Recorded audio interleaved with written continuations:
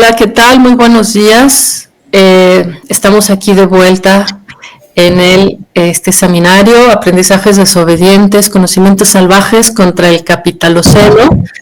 Esta es la tercera sesión de una serie de charlas que tendrán lugar estos días. Empezamos ayer, terminamos mañana por la tarde.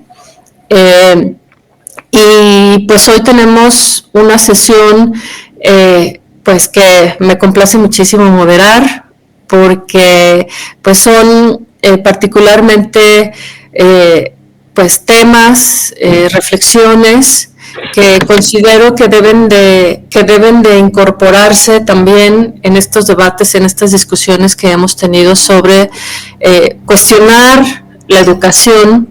La educación siempre se puede cuestionar desde muchos lugares, y justamente creo que eso es lo que hace que la educación siga estando presente, la noción de educación siga estando presente en muchos espacios, pues a pesar de todas sus aristas y de todas sus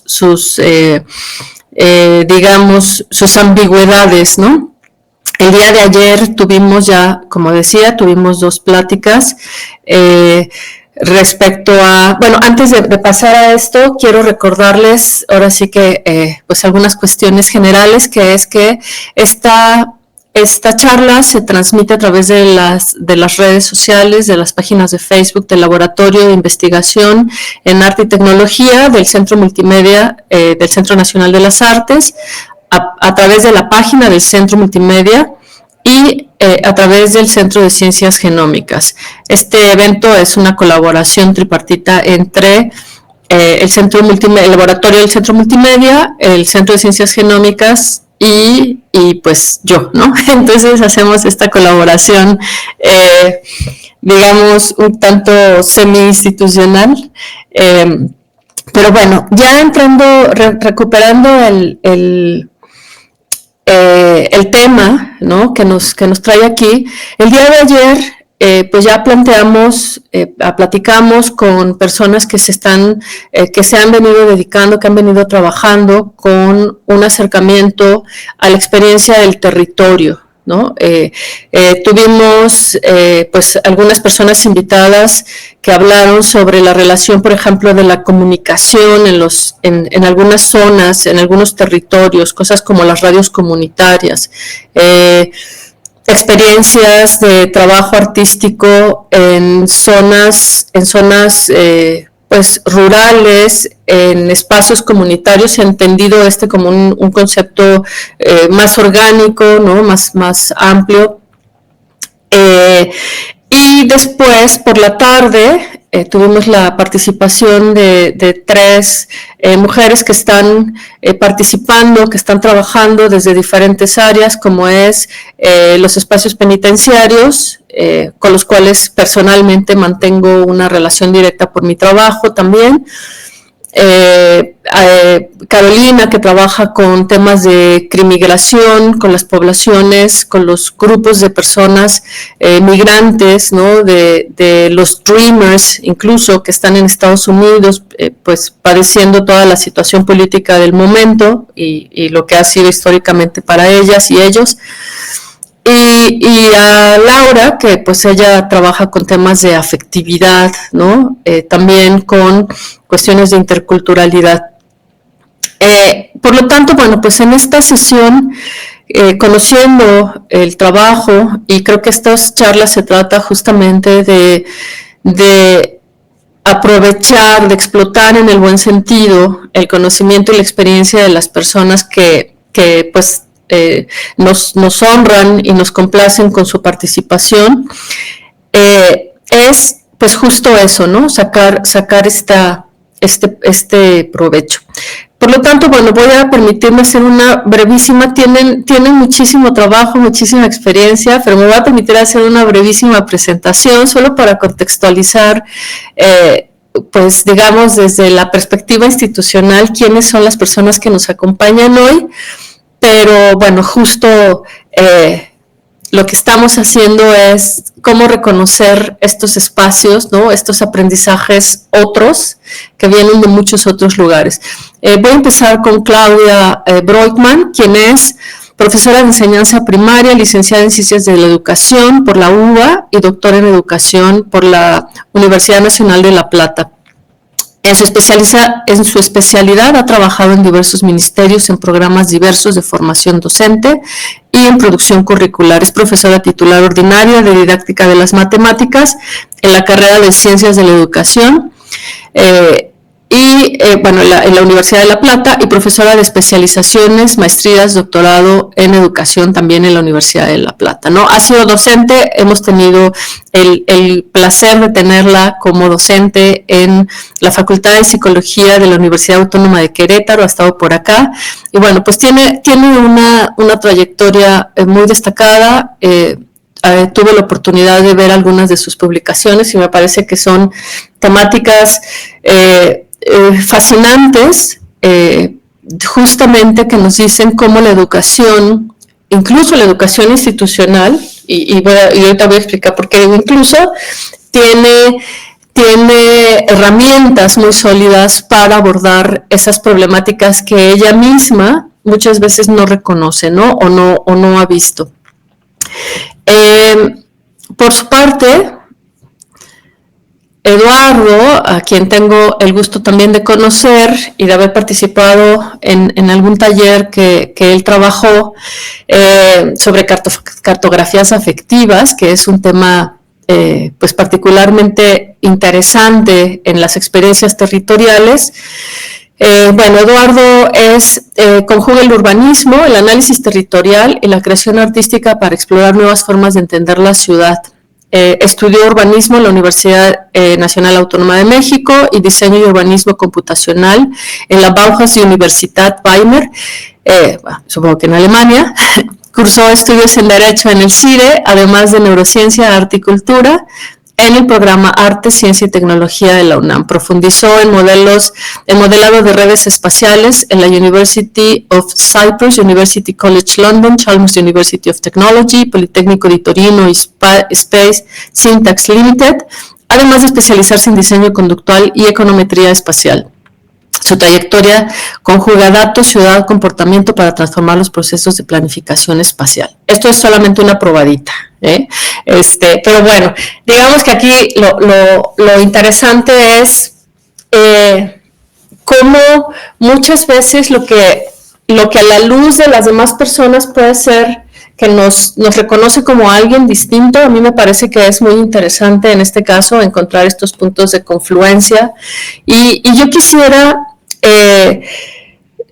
abrir esta conversación, abrir este diálogo con una idea que creo que les es cercana y les es afín a ambas personas aquí. A veces hablaré en femenino, a veces hablaré en masculino, diré ambas, diré ambos, ¿no? De manera arbitraria, y bueno, sería cómo pensar desde esta perspectiva de la educación, la relación con nociones que muchas veces son construidas o son elaboradas desde la experiencia corporal, desde la experiencia directa de las personas, con el mundo que las rodea, y que lejos de constituirse como digamos, mecanismos legítimos, ¿no? Para conocer nuestro entorno, para hablar de nuestro entorno, para interpretar el entorno, el ambiente en el que nos movemos, necesitan ser llevados a la institucionalización para que no solamente desde allí se legitimen, sino para que sean considerados como auténticamente humanos, ¿no? Y lo estoy pensando, por ejemplo, en términos de la experiencia topológica, ¿no? O sea, pensar la topología como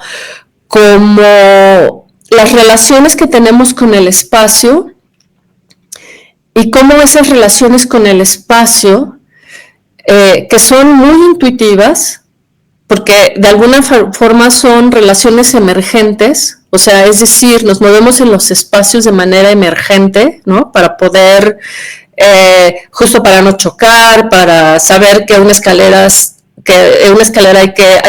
una escalera nos lleva hacia arriba, nos lleva hacia abajo, o que si nos movemos nos caemos, ¿no? O sea, este tipo de experiencias que son de experiencia intuitiva, pero que también de alguna manera están incorporadas a nuestra memoria procedimental y que no nos permite muchas veces reconocer que estamos aprendiendo, ¿no? Esto es algo que decíamos ayer, muchas cosas que aprendemos no sabemos que las estamos aprendiendo en la vida cotidiana y que sin embargo hay que llevarlas a estos espacios de institucionalización justamente para reconocerlas como auténticamente humanas, ¿no? Cosa que parece muy contradictorio de repente. Entonces, bueno, un poco creo que podríamos empezar a dialogar a partir de estos aprendizajes intuitivos, espaciales, ¿no? Del territorio, de la relación con el ambiente, con la materia. Decía una parte que me llamó mucho la atención de tu texto, Claudia, de la geometría, del aprendizaje de la geometría de niños y niñas ciegos de nacimiento, era justamente todo lo que la materia es capaz de decir a partir del tacto, ¿no? Todo lo que somos capaces de percibir a partir del tacto y que sabemos que nuestro sentido dominante o hegemónico ha sido la vista históricamente, ¿no? Incluso en neurociencia se habla justamente de que la vista siempre es este sentido que hace que los demás se subyuguen de alguna forma a la experiencia visual. Y sin embargo, ¿cómo es que esta relación con la materia a partir de otros sentidos nos dice cosas de la materia, pero también nos dice cosas de nosotras mismas, ¿no? Bueno, por ahí una cuestión que me parece que es sumamente importante en lo que vos planteás vinculado a mi área, que es la enseñanza de las matemáticas para niños de nivel primario y de nivel inicial, es, digamos, por ahí distinguir entre lo que tiene que ver con los conocimientos más intuitivos que se construyen, tal como vos explicabas recién, a partir de experiencias y de relaciones con el territorio y de manejo espacial, de aquellas cuestiones que son más estrictamente geométricas y que tienen que ver con un área o una parte de las matemáticas, del saber matemático que la escuela trata de enseñar. En este sentido,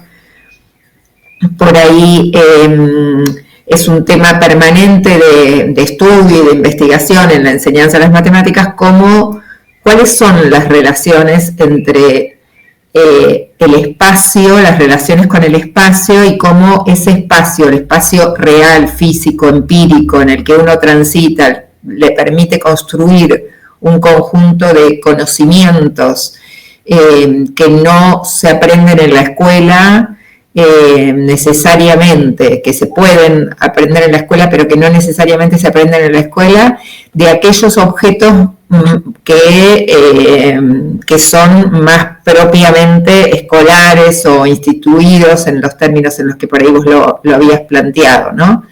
Doy un ejemplo de esta tensión, o sea, en la vida cotidiana nosotros distinguimos entre una mesa cuadrada y una mesa rectangular, ¿no? Y si vamos a comprar una mesa o tenemos que decirle a alguien por teléfono, mandarle un mensaje sobre que estamos preparando un panel y necesitamos tal tipo de muebles, o sea para una cuestión doméstica o para armar un sector adentro de otra cosa, nosotros distinguimos entre cuadrado y rectángulo. Sin embargo, esa distinción que es práctica y que es útil en la vida cotidiana entra en tensión con un aprendizaje geométrico propio de la geometría euclidiana, que tiene 2500 años y que es objeto de estudio en la escuela y que tiene que ver con la entrada en una matemática deductiva en la que tratamos de que los niños, por ejemplo, en el segundo ciclo de la escuela primaria, puedan discutir que los cuadrados son un tipo de rectángulos y que no son dos figuras distintas, sino que los cuadrados son un subconjunto de los rectángulos porque cumplen con todos los requisitos de los rectángulos, pero además tienen otros. Entonces, ahí hay como una tensión, ¿no? entre las relaciones con el espacio en términos reales, empíricos, físicos, materiales, sensoriales, y la relación con el espacio que ya implica un espacio conceptualizado, tematizado, abstracto, teórico. Bueno, esto es objeto de estudio en la didáctica de matemática porque es cómo generar condiciones para que entre a la escuela el saber intuitivo, práctico, pero también cómo generar condiciones en la escuela para esa entrada en ese mundo racional, deductivo, abstracto, propio de la geometría euclidiana, que rompe con las relaciones espaciales, ¿no? Digo, solo como un ejemplo, esto también puede estar en otros contenidos, no solo en la relación espacial. Gracias, Claudia. Eduardo. Pues mucho gusto, qué gusto compartir espacio con ustedes dos. Bueno, desde mi campo un poco menos conceptual, y digamos, material, algo que en la práctica del diseño, y en el diseño urbano, sucede constantemente es que se navegan conceptos, ¿no? Igual, tenemos algoritmos euclidianos, ¿no? Para ver cuál es la ruta más rápida, etc., ¿no? Y al menos lo que yo he descubierto con sacar las aulas a la calle, que creo que es fundamental diseñar sabiendo pasear, va de eso. Por ejemplo, algo que pasaba bastante era cuando nos ponían una pregunta de investigación en los talleres de diseño o incluso en algún tipo de investigación donde estábamos tratando de entender el espacio, ¿no? Porque también en el urbanismo entendemos el espacio de una forma, pues sí, obviamente geométrica, pero también social, ¿no? Como que es una intersección muy particular. Y justamente algo bien interesante que encontrábamos era el impacto de la geometría, ¿no? En la experiencia y en la vida humana. Una calle que tiene cierta curvatura va a generar diferente experiencia de usuario en comparación con una calle que es línea recta, ¿no? Y una calle de línea recta que traspasa por diferentes calles va a tener un nivel de interconectividad muchísimo más diferente que otras que solamente cruzan una vereda, ¿no? Y eso qué pasa, ¿no? Bueno, eso afecta bastante en cómo nos movemos por la ciudad, en dónde se localizan los lugares. De hecho, hay una investigación, un paper muy, muy bueno que se hizo en Boston, donde agarraron datos que la gente compartía de sus aplicaciones y las vertieron justamente para saber si la gente, cuando corría o hacía deporte, en efecto, se movía por la línea por la ruta más eficiente. Y descubrieron que no era cierto, que se movían justamente por las calles que tenían mayor curvatura, que se veían más bonitas y que tenían fractalidad, ¿no? Entonces justamente ahí vemos algo bien interesante que para mí un poco va aunado a la pregunta que mencionabas, Claudia. O sea, la experiencia espacial es una experiencia también vivida. El espacio, cómo lo experimentamos y cómo educamos el tema de la inteligencia espacial. Al menos algo que yo descubría en los sistemas de información geográfica, ¿no? Estos programas, este software donde metes capas de información, cruzas información, metes algoritmos. Y bueno, en todo eso pues se vuelven conceptos muy, muy abstractos que los puedes graficar, los puedes visualizar. Pero otro gran descubrimiento que encontré fue que si empiezas enseñando las espacialidades del cuerpo, por ejemplo, una bailarina, ¿no? Que te enseña que el cuerpo, el primer territorio, ¿no? Y el primer campo de la espacialidad es el cuerpo mismo, que la medida de 1 metro en realidad se puede distorsionar y puede ser 1 metro. ¿Quién define qué es 1 metro, no? Una mano, ¿no? Tal vez mi mano es mi unidad mínima de medida, ¿no?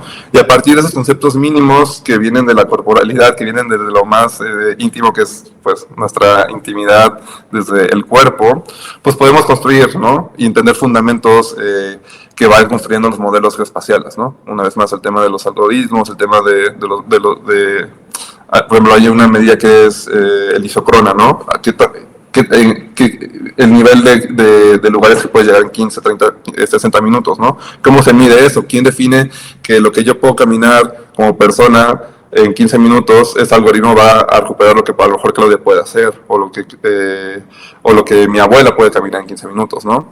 Ahí creo que es una conversación interesante también meternos en el tema de quién crea los algoritmos para poder entender la espacialidad y bajo qué consensos. O sea, a mí me cuesta muchísimo trabajo, por ejemplo, cuando estamos resolviendo algún problema como no sé, de ruta más óptima, ¿no? ¿Cuál es la ruta óptima para mí, para ti, para ella, ellos? Si la ruta más óptima para mí puede ser justamente la calle que está más bonita, ¿no?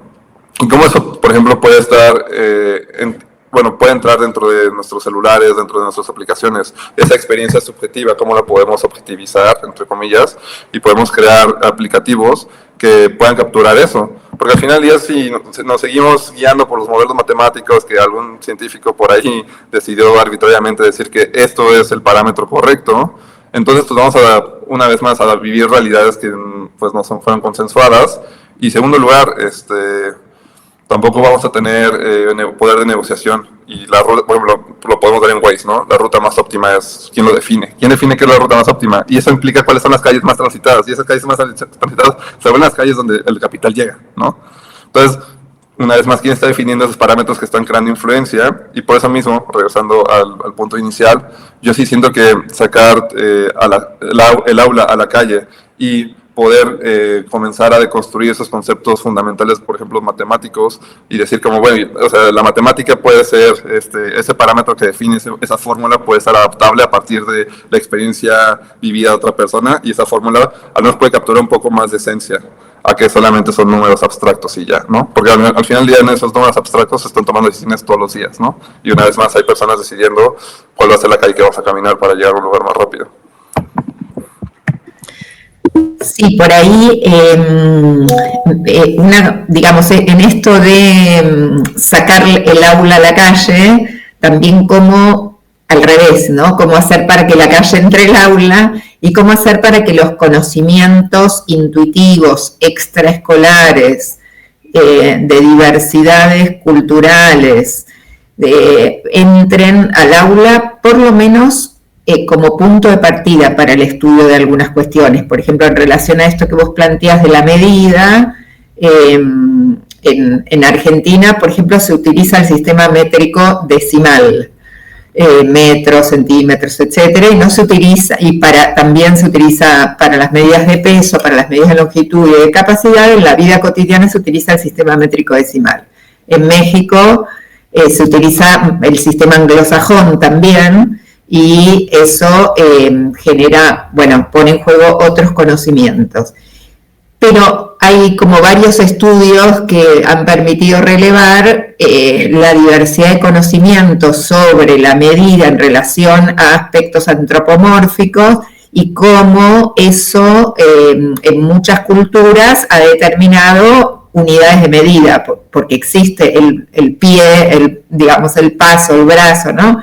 El origen de esas diversas unidades de medida que tienen una historia ligada al manejo del espacio, al propio cuerpo. Entonces, por ejemplo, una preocupación o un objeto de estudio dentro de nuestra área es cómo conocer cuáles son los sistemas de medida y las unidades de medida y las prácticas de medición que se utilizan en distintos pueblos, en distintas comunidades rurales y urbanas, occidentales y de diferentes pueblos, para que la escuela no cierre las puertas a ese afuera, ¿no? O sea, en ese sentido digo que yo no puedo, o sea, poder puedo, pero es interesante que antes de adentrarme en los sistemas de medida que serán objeto de estudio en la escuela, relevar y conocer cuáles son las prácticas de medición que en esa comunidad particular en la que estoy trabajando, de esa escuela, con esa población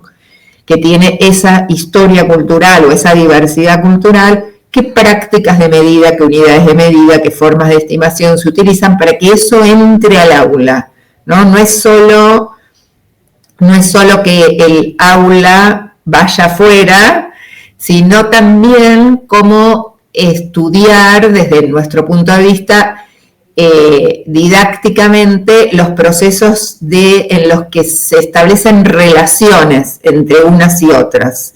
Porque ahí tenemos otra tensión, por lo menos en términos didácticos, que es, si yo trabajo con un pueblo en el que tienen sus prácticas culturales de medida, y entonces yo solo enseño en la escuela esas prácticas, estoy generando un cierto riesgo de aislamiento, de fortalecer el aislamiento de ese sector, de esa población, porque voy a seguir trabajando con el sistema de medidas que ellos conocen y usan.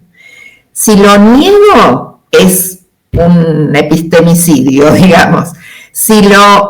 Pero si no lo pongo en diálogo con los saberes escolares a enseñar, estoy generando a largo plazo o a mediano plazo una cultura, tengo un riesgo de cultura de exclusión.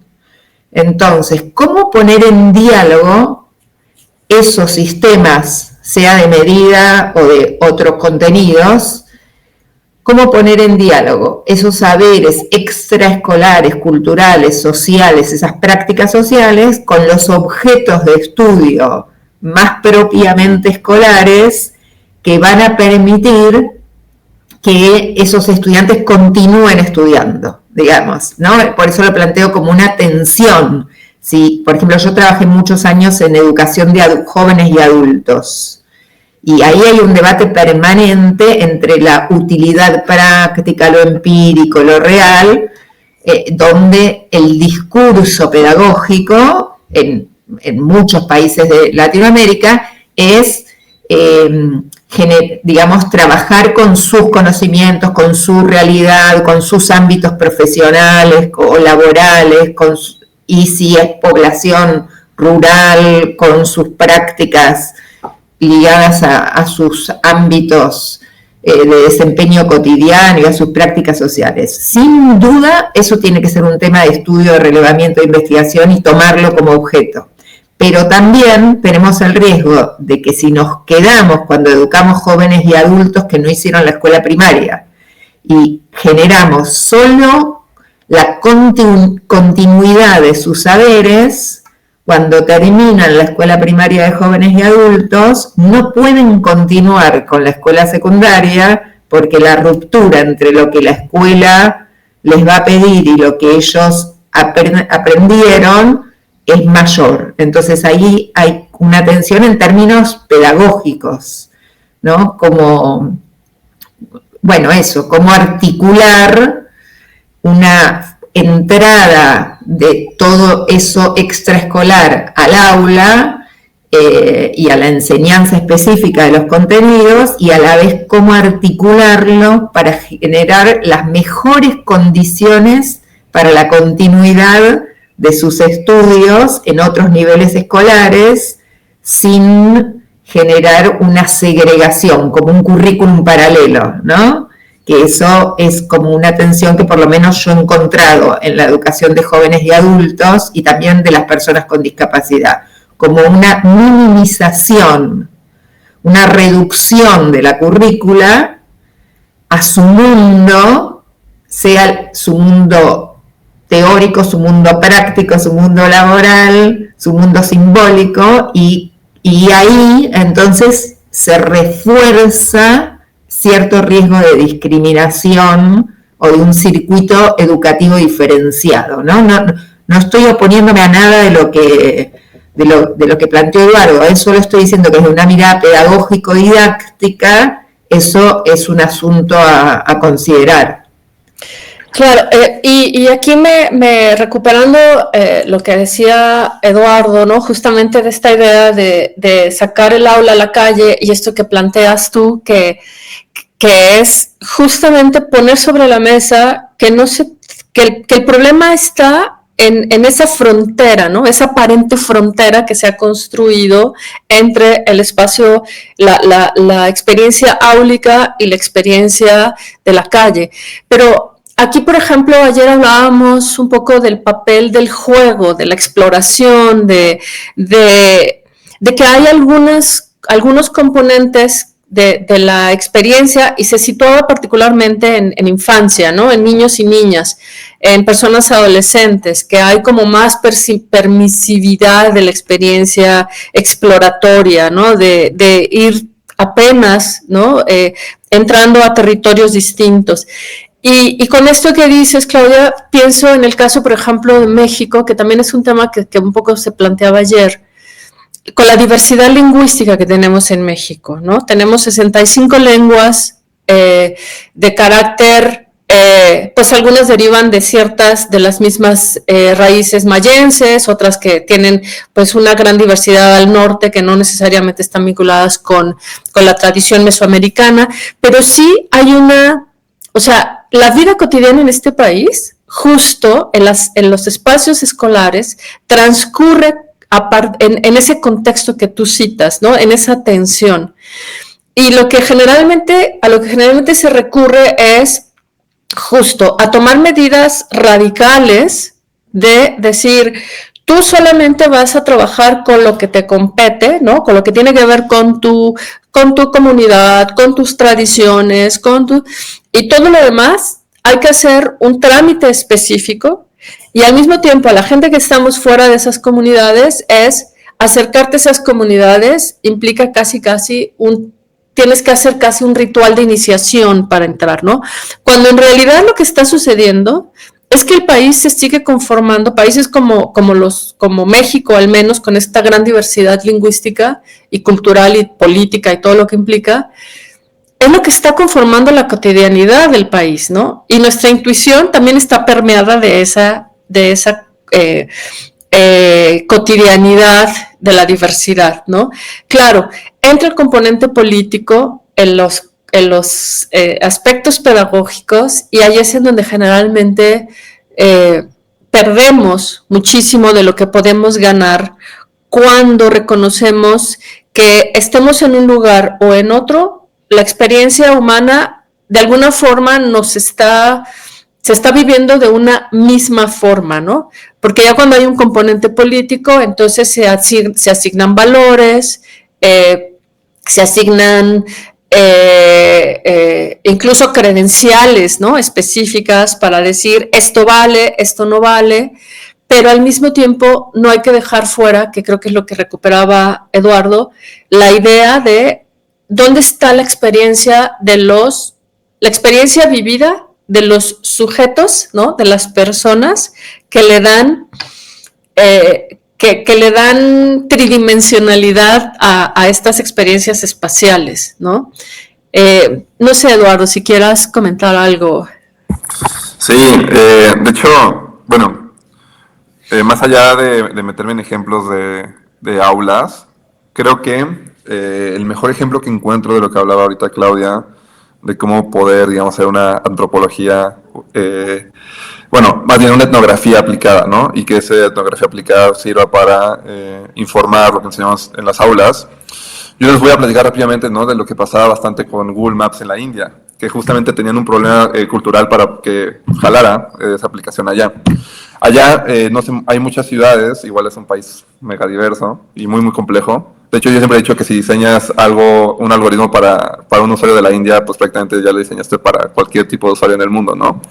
De hecho, hay por ahí un meme muy interesante en México de un Tesla que está frente a un camión, una pick-up que tiene una persona sentada atrás, y el Tesla no se puede mover porque la persona sentada atrás lo detecta como si fuera una persona, un peatón, ¿no? Como que justamente los algoritmos no tienen esas informalidades.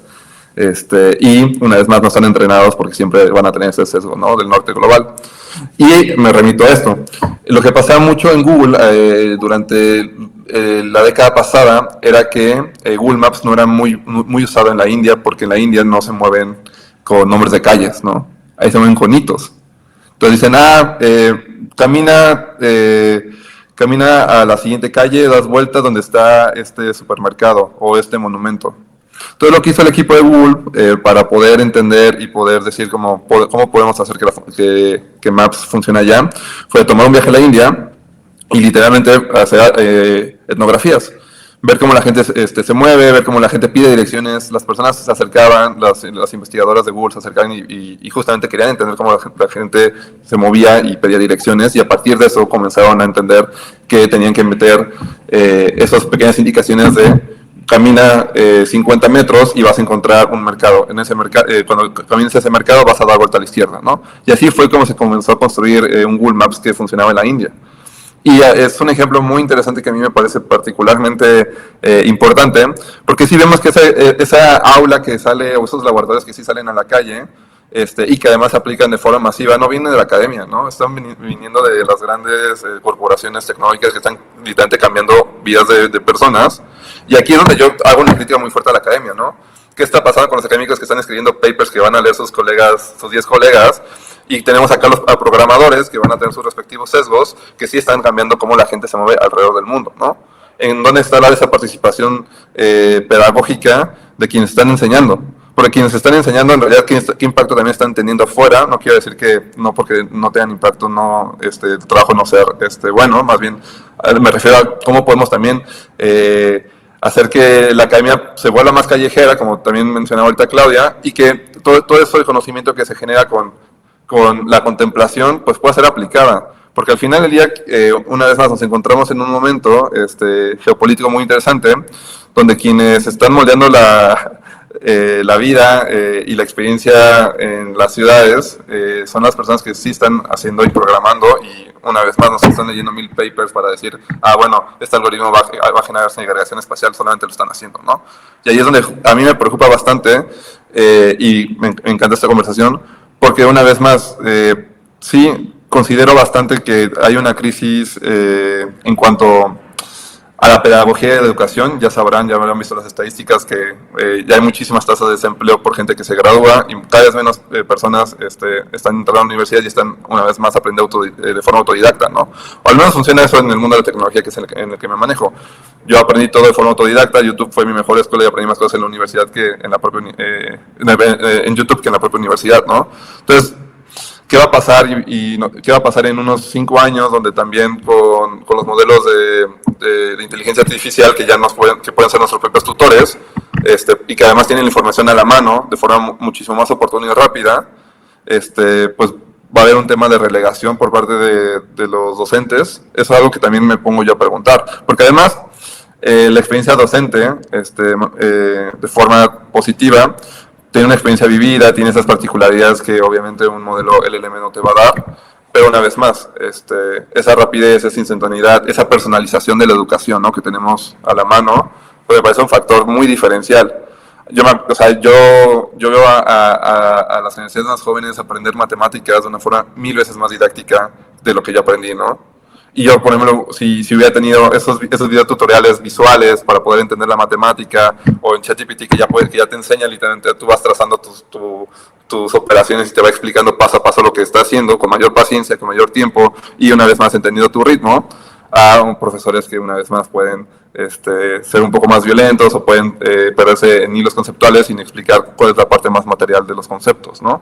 Entonces ahí pues sí considero que nos están rebasando por la derecha de forma metafórica y materialmente hablando, porque es, una vez más, el mundo de la tecnología, Silicon Valley y demás, pues está avanzando hacia un tecnofeudalismo que una vez más está pensando y reconstruyendo nuestras experiencias de usuario y de ciudadano a partir de ciertos valores que, una vez más, dejan fuera a gran parte de la humanidad. Entonces concluyo rápidamente con que pues esta experiencia de lo que hizo Google Maps en la India me parece muy, muy problemático, porque una vez más tienes una empresa extranjera haciendo antropología en tu país y generando mejores servicios que el gobierno mismo, ¿no? ¿Y qué va a pasar en el futuro, no? O sea, igual yo, como abreviario cultural, yo trabajo en el gobierno de México, y a veces lo que nosotros hacemos es cómo podemos ganar esa batalla que ellos ya, una vez más, ya ganaron hace 10 años, ¿no? Ellos entendían muy bien cómo entender a los ciudadanos, ellos entendían muy bien cómo ratificar, cómo sacar los datos, encontrar patrones de cómo se mueven las personas en la Ciudad de México, y poder diseñar mejores servicios que, una vez más, los sistemas de salud públicos. Entonces creo que la conversación también de la pedagogía nos puede enseñar que también esa pedagogía que viene los lugares como el sector privado, cómo nosotros podemos agarrarlos, subvertirlos y darles tal vez un bien público. Sí, agrego dos cosillas a esto que plantea, que venimos dialogando, sobre lo que venimos dialogando. Una es, hay una experiencia, una investigación que está haciendo justamente un colega mexicano, que es Armando Solares, que trabaja en el Cinvestav, junto con investigadores de distintos países, están estudiando cómo vincular la enseñanza de las matemáticas a los problemas socioambientales. Y hace unos meses hicieron una presentación, los invitamos a nuestra carrera a exponer, y presentaron cómo trabajaban con los niños de un pueblo mexicano, no me acuerdo el nombre, si era Cochimilco o algo así, pero no me acuerdo, o sea, no lo consideren ese nombre que dije porque posiblemente me esté equivocando, que tenían el lago que tenían estaba contaminado, y entonces trabajaron sobre todo el proyecto socioambiental de todo lo que se debería y se podría hacer en ese pueblo a nivel de entrevistar gente, estudiar y leer sobre ese tema, abordar cuál es digamos, la mirada local sobre ese fenómeno, qué relaciones tiene o cómo se ve eso mismo desde una perspectiva más global, pero a la vez trabajaron específicamente cómo esos niños podían aprender a representar planos, la representación plana de espacios reales a partir de sus propias vivencias y de sus propias preocupaciones. Entonces, cómo ese plano que ellos representaban estaba totalmente tenido de estos aspectos que vos mencionabas al principio,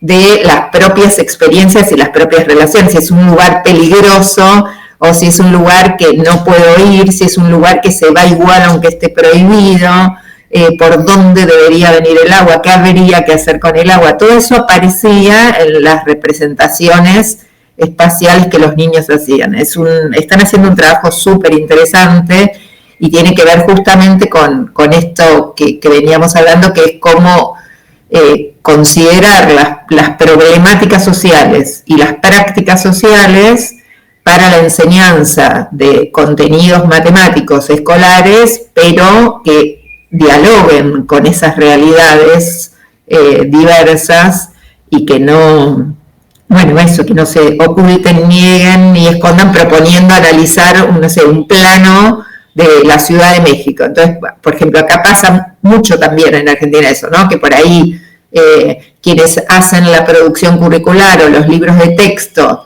viven en las grandes ciudades, y entonces por ahí los libros dicen, bueno, este es un mapa del subterráneo, del metro, y solo hay metro en la Ciudad de Buenos Aires, no hay metro en ningún lugar más del país que no sea la Ciudad de Buenos Aires, y entonces por ahí los problemas se proponen a partir de una realidad que no tiene ninguna relación con las prácticas sociales digamos, del resto del país, ¿no? Entonces, bueno, a mí ese me parece un muy buen ejemplo de una investigación que tiene un trasfondo político, ideológico, social muy fuerte, que está ligado a preguntas de la propia comunidad y cómo ponen en diálogo en la construcción de cómo la escuela puede problematizar esa realidad, aprender y cómo se puede usar para aprender aspectos que la escuela tiene que enseñar, pero que estén contextualizados a esa realidad, y a la vez eso les permita después analizar otro mapa, digamos, ¿no? O otro plano, o problematizar también estas cuestiones, ¿no? Y la segunda cosa que quería mencionar también en relación a lo que vos planteabas de cómo aprovechar, en este caso, no sé, algo que viene del mundo privado y aprovecharlo para que sirva, para que aporte a una problemática local, social, pensaba mientras te escuchaba en cómo en la enseñanza las pruebas internacionales, como por ejemplo la prueba PISA, que intentan supuestamente generar mejores condiciones para la enseñanza, para el aprendizaje y ayudar supuestamente a los países pobres a desarrollarse, determinan contenidos y prácticas matemáticas que generan una transformación en el currículum. O sea, lo que van haciendo es, a partir de un organismo que es económico, y es económico internacional, pero occidental y europeo, con esa supuesta neutralidad académica, entonces imponen contenidos a nuestros países y eso se vende junto con los programas de mejora social, ¿no? Y con las condiciones, bueno, por ejemplo en Argentina en este momento, que estamos viviendo algo muy distinto a lo que están viviendo ustedes, en relación a cómo digamos, se ponen condiciones para la educación que están ligadas a intereses económicos y no a intereses educativos, y en ese sentido, bueno, digamos, hay también muchos trabajos que analizan cómo estas pruebas van generando van instalando en la cultura la idea de que en Singapur se enseña mejor matemática que en Argentina porque le fue mejor en la prueba. Pero eso no se vincula al suicidio adolescente o a los niveles de suicidio adolescente que hay en ciertas partes del mundo, por ejemplo. Se mira solamente los resultados. Entonces Argentina está en el puesto 418 y Finlandia aparece unos años en el puesto número 1, y entonces se supone que Finlandia es el modelo de enseñanza, como si uno pudiera exportar el currículum de Finlandia y las condiciones culturales, sociales, económicas de Finlandia a un país tan distinto como Argentina para que nos vaya bien en la prueba como Finlandia, ¿no? Esto está permanentemente, digamos, son como mecanismos muy subliminales de ir tratando de digamos, bajo un discurso de democratización de la enseñanza y de homogeneización, hay una perspectiva de ir imponiendo unas determinadas matemáticas escolares que están ligadas al consumo, al trabajo en relación de dependencia, a lo que los organismos económicos internacionales necesitan que sepa una persona en matemática para ser un buen empleado.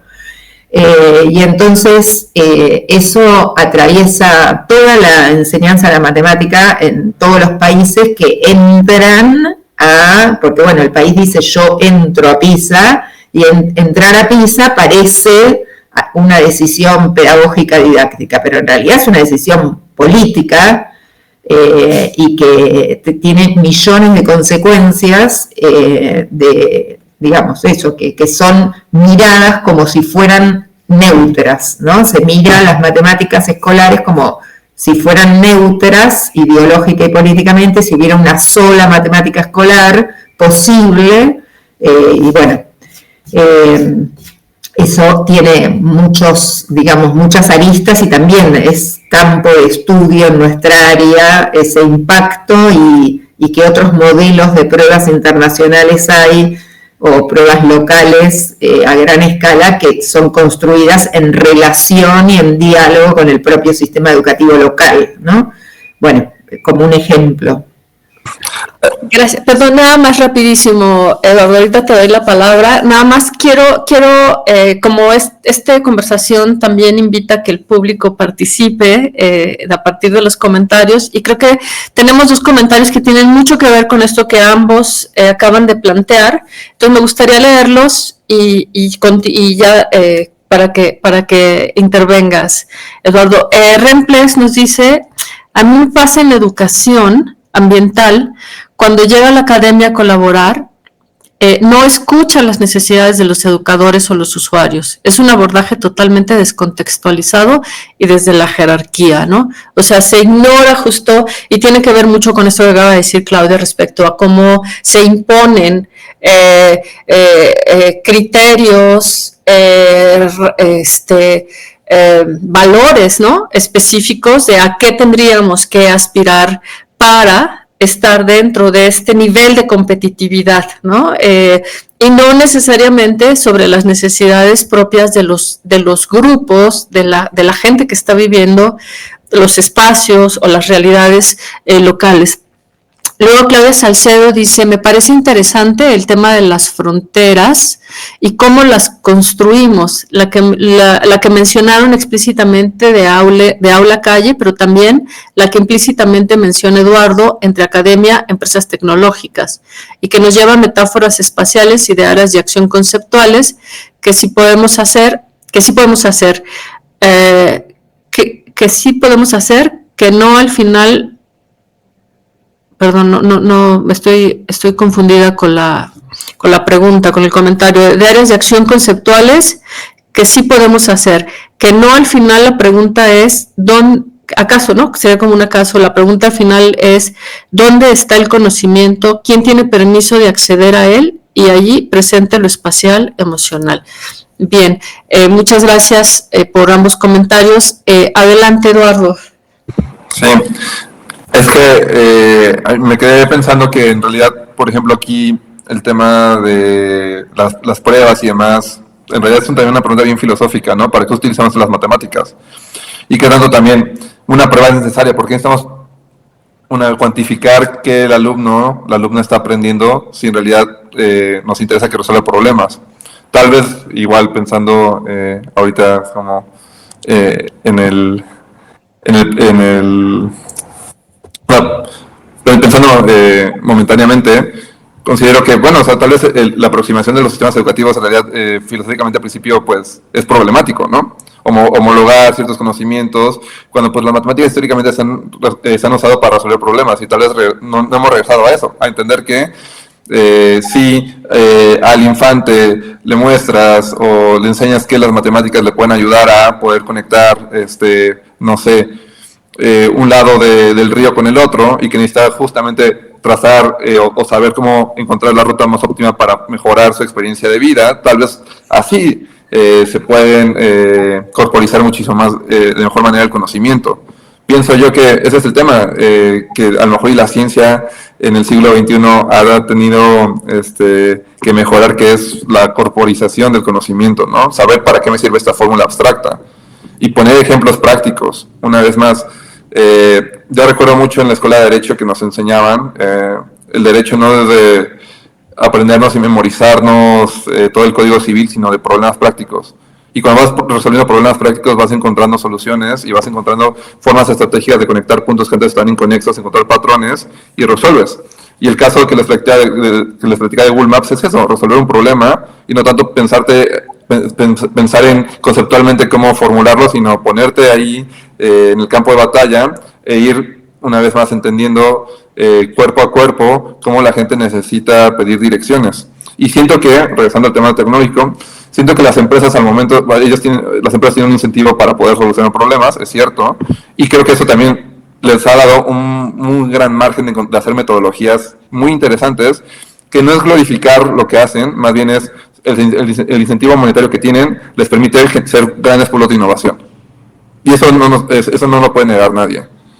Los grandes polos de innovación que son, por ejemplo, las grandes empresas tecnológicas. Y una vez más, ¿por qué? Porque se sientan, quieren resolver un problema, tal vez académicamente no tienen el mismo tiempo para poder leer todos los papers necesarios, pero todo ese conocimiento corporizado les da muchísimo más insight a largo plazo que, una vez más, les permite generar servicios y productos que van a ser usados y consumidos de largo alcance. Y aquí entra un paradigma disciplinario que a mí me gusta bastante, que se llama el diseño de servicios. El diseño de servicios en realidad es antropología aplicada. Yo voy, me siento, trato de entender cómo funciona el usuario al cual le quiero solucionar un problema, voy diseñando experiencias, en este caso puede ser software, como por ejemplo simplificar trámites, hacer que las personas puedan pagar su impuesto predial, pero una vez más, es yo poniéndome frente a frente con el usuario y entendiendo cuáles son las problemáticas que lo rodean para yo generar una solución de mano a mano, ¿no? Y siempre el investigador sometido al conocimiento callejero que tiene la persona en cuestión. Algo que dice Claudia que me parece bien interesante es esto, ¿dónde está el conocimiento? Pues el conocimiento está, pues una vez más, en las personas que ya tienen la solución, pero una vez más no la han mostrado, bueno, no es que no la hayan mostrado. A ver, les voy a dar otro ejemplo práctico, ¿no? Estamos tratando de solucionar el sistema catastral del país, ¿no? Y nos empezamos a dar cuenta que hay un tema de derecho de propiedad en México que no se puede solucionar. ¿Por qué? Porque para tú poder hacer el mapeo del catastro y cuánto debe pagar cada persona de impuesto predial en el país, primero necesitas saber que muchos municipios no tienen la capacidad económica para siquiera contratar el equipo técnico, ¿no?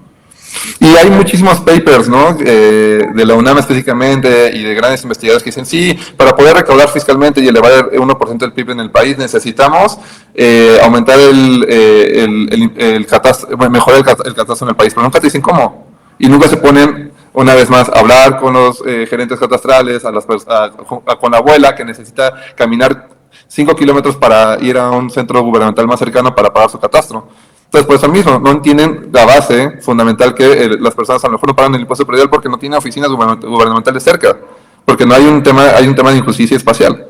Algo tan simple como eso. Y esa injusticia espacial se reafirma ya sé que los gobiernos municipales no puedan recaudar más para poder invertir en mejorar el tema de la certeza jurídica con los derechos de propiedad.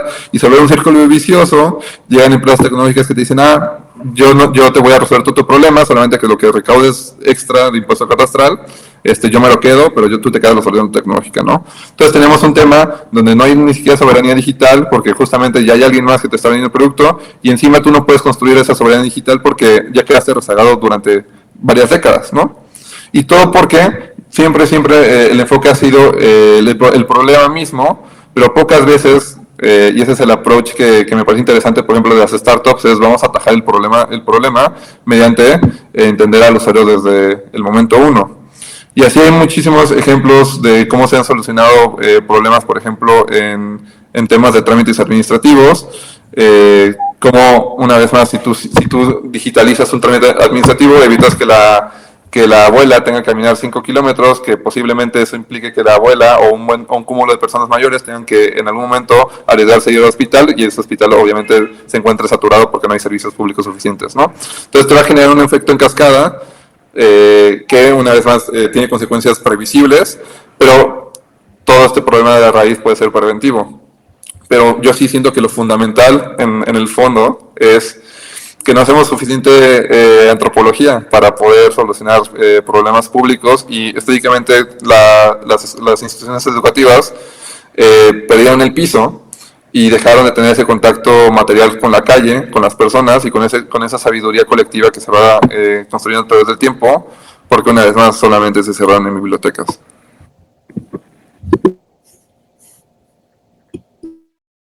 Sí, ahorita nada más un comentario antes de que tome la palabra Claudia.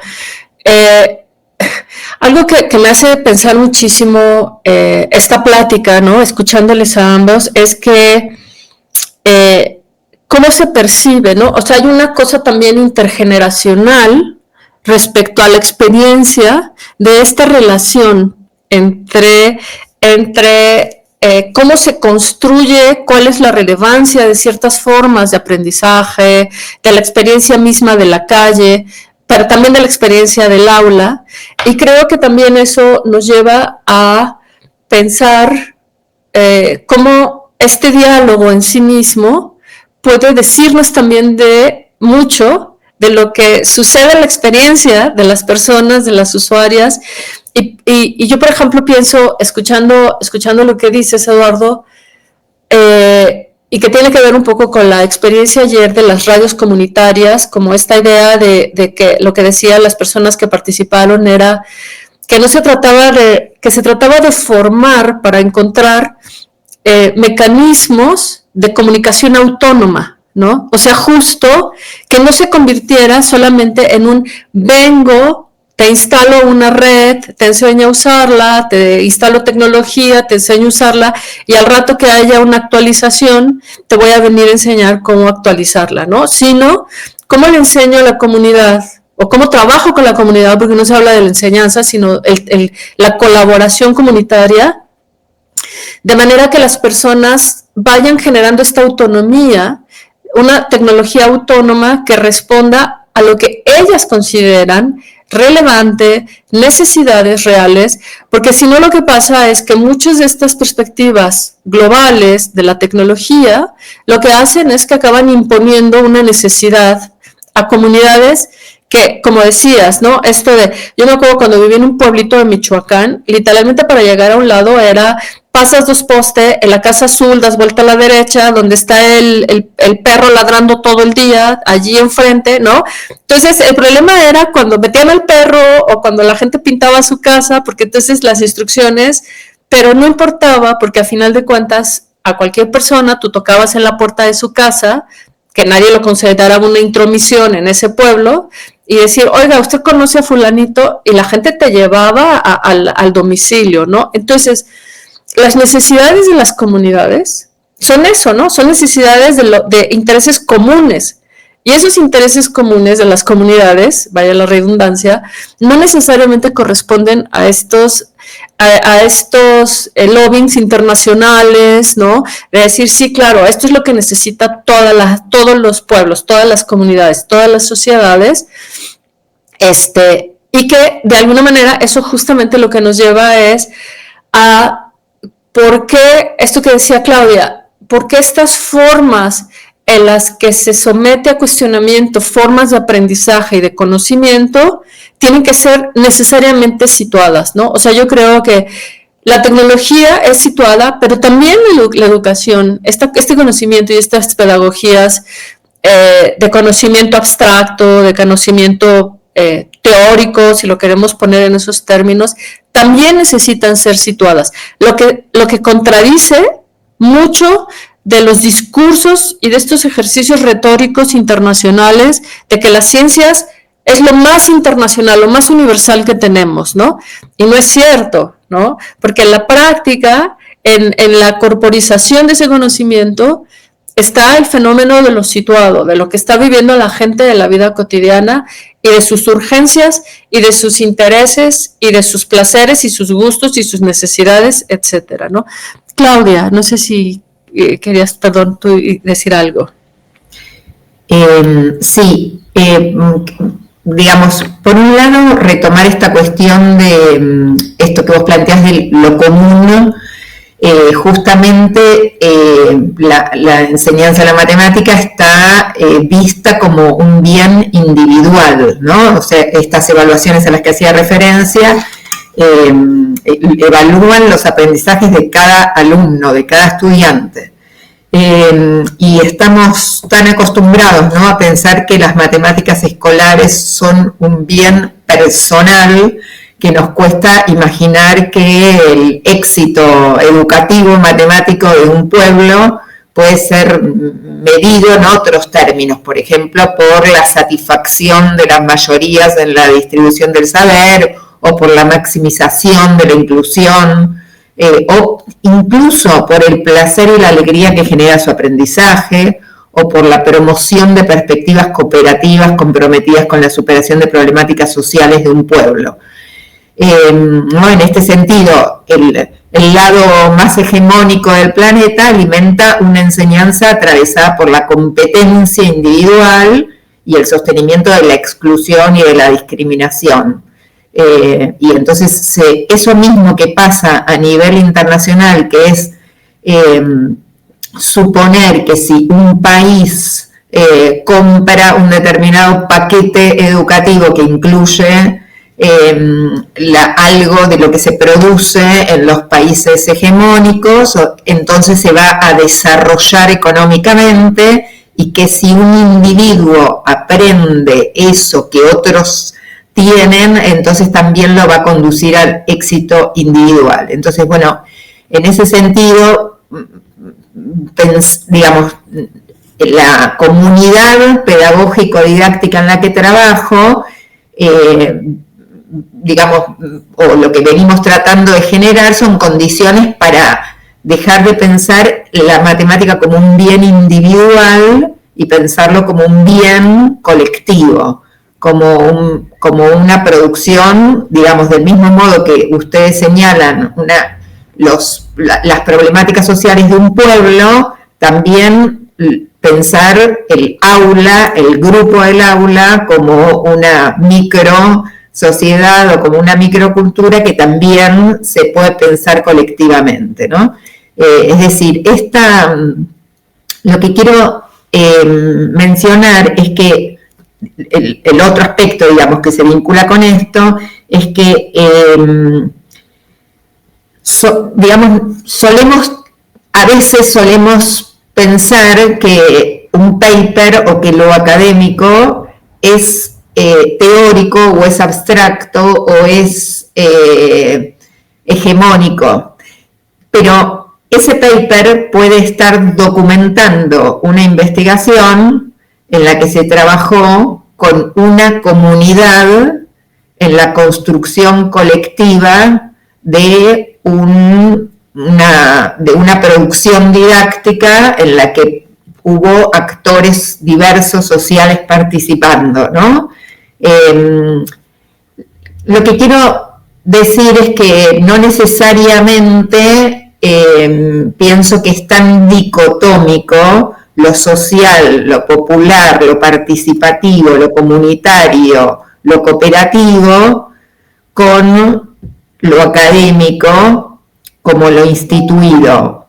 Por ejemplo, en la universidad en la que trabajo, en la facultad en la que trabajo y en la carrera en la que trabajo, la producción académica es totalmente situada en el ámbito educativo. Entonces, lo que estamos documentando son experiencias didácticas construidas en interacción con un conjunto de actores, que pueden ser alumnos, maestros, gente de la comunidad, etcétera, en la construcción de alternativas didácticas y de propuestas didácticas que tienen otra perspectiva u otra concepción sobre la enseñanza y el aprendizaje de las matemáticas. Y eso me parece que ayuda a, nuevamente, ¿no?, a relativizar y a plantear una tensión en lugar de pensarlo como una dicotomía, ¿no? Qué sé yo, mi tesis de doctorado fue sobre el aprendizaje de las matemáticas de 5 adultos no alfabetizados y no escolarizados de la ciudad de Buenos Aires, y relevé no solo sus conocimientos matemáticos, sino su relación con la escuela, su relación con el aprendizaje, su relación con las matemáticas, su historia personal con las matemáticas, su uso social de las matemáticas, cómo su familia se vincula con las matemáticas extraescolares o escolares. Es decir, tomé todo lo que se llama la relación con el saber matemático, y en este sentido, entonces uno dice, bueno, eso es un producto académico, o sea, yo obtuve mi título de doctora en educación a través de una investigación académica, pero esa investigación académica dialoga con la realidad socioeducativa de un sector que está, digamos, que clásicamente no está incorporado en el discurso hegemónico. Entonces, bueno, en ese sentido quería también plantear eso porque, bueno, me parece que a veces en la misma línea en la que Eduardo planteaba ¿cómo hacemos para que ese dinero que viene de una institución que quizás es privada, económica, etcétera, lo usemos para el provecho de un bien común y de algo que pueda ser considerado un saber público, un conocimiento público para beneficio de una determinada cultura o pueblo? En ese mismo sentido también podemos pensar en qué medida hay también producción académica que intenta responder a estas preguntas que estamos planteando. O sea, hay muchísimos trabajos de distintos países que son trabajos académicos, pero que son el resultado de una inmersión en un determinado, en una determinada realidad para la producción de saber didáctico específico y que tiene que ver con una experiencia contrahegemónica, digamos, de alguna manera. Sí, yo ahorita le doy el micrófono a Eduardo. Yo creo que es interesante esto porque yo creo que hay una experiencia generalizada relacionada con la academia que se percibe esta forma de trabajar desde la academia, ¿no? Y yo creo que sí es muy importante señalar que hay estas otras maneras en las que se ha producido académicamente, ¿no? Creo que quienes estamos, bueno, al menos yo trabajo más en esa línea, ¿no? De estar trabajando en el campo, de estar trabajando con las chicas y los chicos en los reclusorios. O sea, desde allí viene la experiencia de la reflexión teórica, la reflexión académica, pero no es este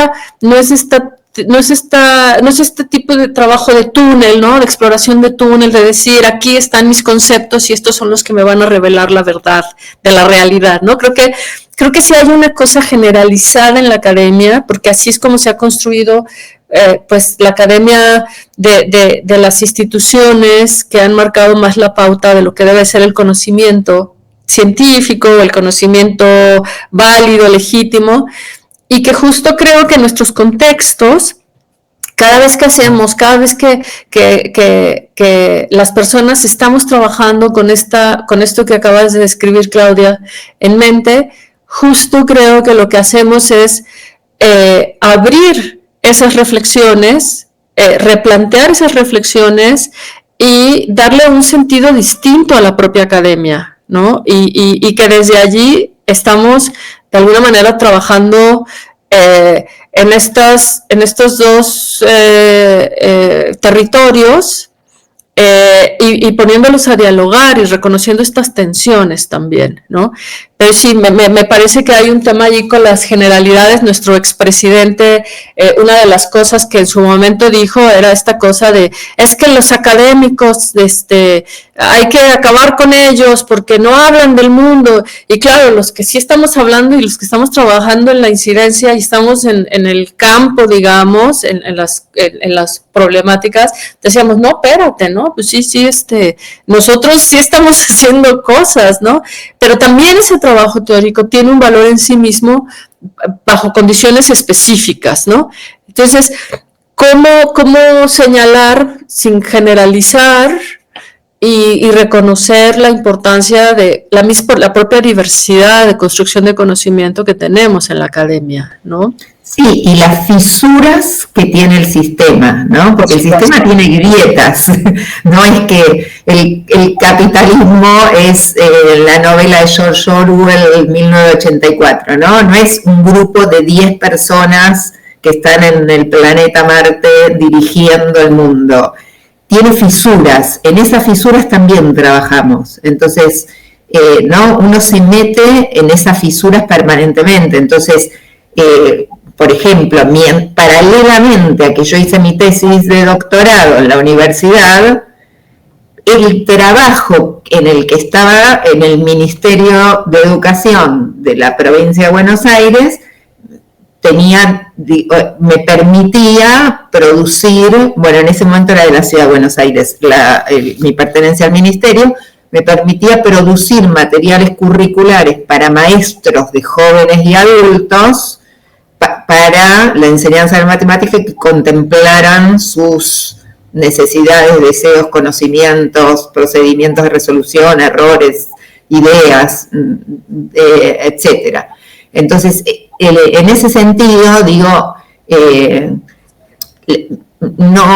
yo personalmente no siento una ruptura entre mi pertenencia institucional académica y mi pertenencia a el sistema educativo y a ese mundo de la realidad en el que trabajo e intento intervenir,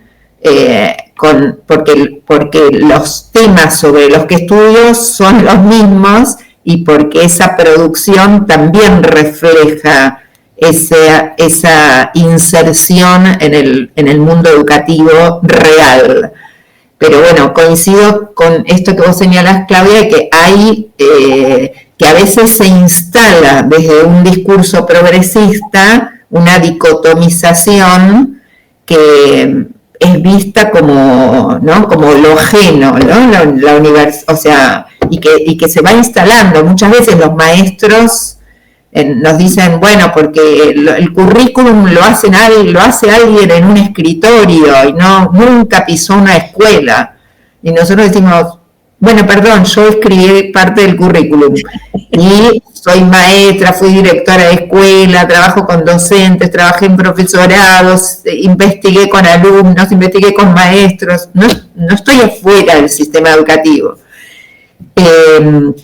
Y por supuesto que hay redes y hay, fenómenos que están por atrás, oscuros, escondidos, que establecen vinculaciones más perversas, pero también hay fisuras, también hay espacios, hay intersticios en los que uno se mete y que puede generar condiciones distintas, incluso en el trabajo, en el marco de un ministerio, de un programa de formación docente, que está subvencionado por un organismo, pero que uno lo aprovecha para generar otras condiciones, ¿no? En ese sentido, digo, quería aportar a cierta relativización de esa dicotomización que a veces se plantea.